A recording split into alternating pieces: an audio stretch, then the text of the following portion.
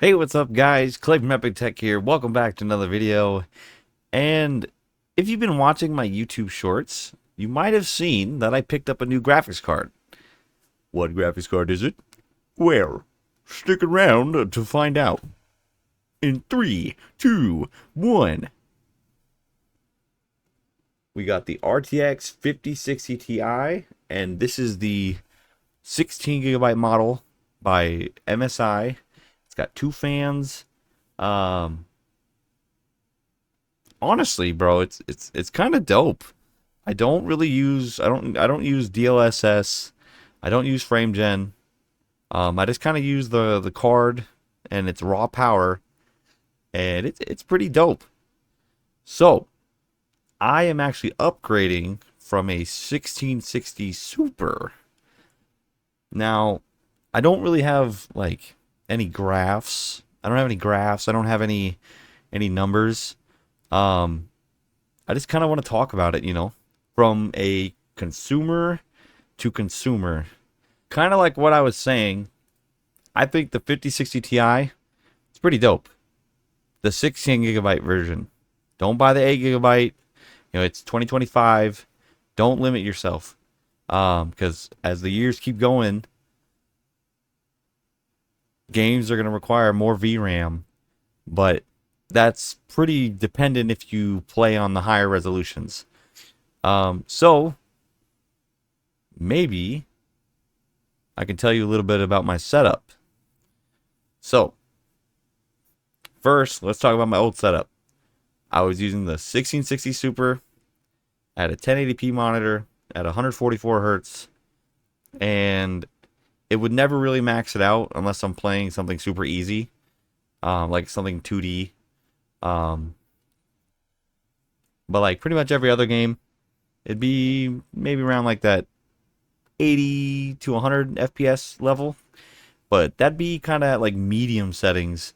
Uh, and even in some of the newer games, like let's say like Spider-Man, right? Spider-Man, big open world game, lots of texture, brand new or newer. Uh, I'd have to put the card on low, low 1080p.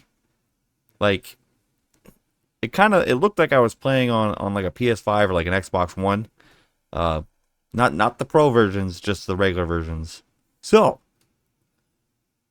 the reason why I upgraded to the 5060 Ti is I wanted to try out 1440p because I already had a 1440p monitor. Um, so 1440p and the 5060 Ti, it can basically do medium to high settings at 1440p without DLSS and without frame generation. But you do run into some of those use cases where DLSS might be kind of good here. Because basically what DLSS does, it takes 1440p and it scales it down. So like you might be running a 900p image or a 720p image, and it'll scale it back up if I'm correct with AI. It's basically Nvidia's version of AMD's FSR. I personally I don't like the frame generation because it adds latency, but Nvidia does have Nvidia Reflex, which has Nvidia low. It's Nvidia Reflex is Nvidia low latency, so it fixes it a little bit. I use wireless peripherals, so having the fastest latency is not a huge concern to me, but like I don't want to be able to move my mouse and then watch it happen. I want to move it while you know what I mean? I want to be able to track my mouse smoothly. So basically what I'm going to say is the 5060 Ti. It's a 1080p ultra card, or it's a 1440p medium to high settings card without any frame gen. And some cases you might want to use DLSS, but only on 1440p or higher resolutions. I would kind of stay away from 4K on the 5060 Ti.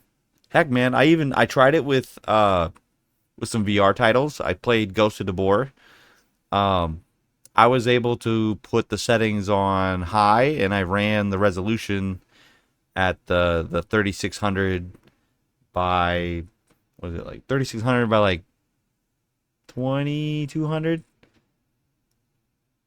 or whatever. It was the base resolution of the Quest 3S and the Quest 3. Or sorry, the base resolution of the Quest 3S, because I think there's a slight difference. The 5060 Ti, I'm pretty impressed with it. It did cost me $500. It kind of hurts. Maybe we can talk about. I've had some previous graphics cards. I've had the RTX 4070. It was very close to the 4070. Um, so like I said, just from a consumer standpoint, without any numbers, it felt like a 4070 to me. Um, Obviously, it's a big jump up from a 1660 Super. It's 4 generations newer. You know what I mean? So just we went from 1080p low to medium settings to 1440p medium to high settings. So like I'm not like a huge graphics snob, but I do like a good resolution. So if you made it this far in the video, I want to say thank you. This is kind of just a real quick, my first impressions, no graphs, no testing, nothing. If you want me to make a video like that, comment down below, and then we can kind of get into the nitty gritty, and then maybe I can show between, all right, here's the 1660 Super versus the 5060 Ti. How far did we come in the fidelity and the performance and the actual like raw power without using frame gen or DLSS? Like I said, if you're a numbers guy, that'd be the video for you. This video is kind of consumer to consumer. Just what does it feel like without seeing numbers? 5060 Ti, pretty dope. I said it allowed me to do 1440p, and it allows me to play VR. And honestly, I don't think I'm gonna need to upgrade for quite a while, because like I said, I'm okay on low to medium settings, because like nowadays low settings looks like a few years ago like they're medium to high settings. um you know Throw some anti-aliasing on there. TAA, I like TAA. um so oh shoot, let's talk about that. Nvidia has their own anti-aliasing now. It's called DLAA. So it's using the AI to upscale the things around the world for you.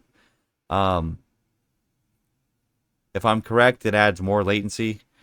So as anything that kind of uses the AI adds a little bit of latency. The only thing that I don't think adds latency is the DLSS.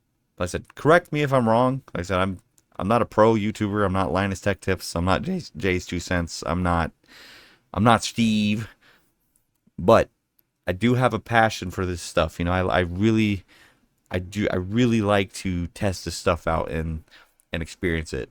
So maybe go check out some of my other graphics card reviews. I got a 7900 XT review.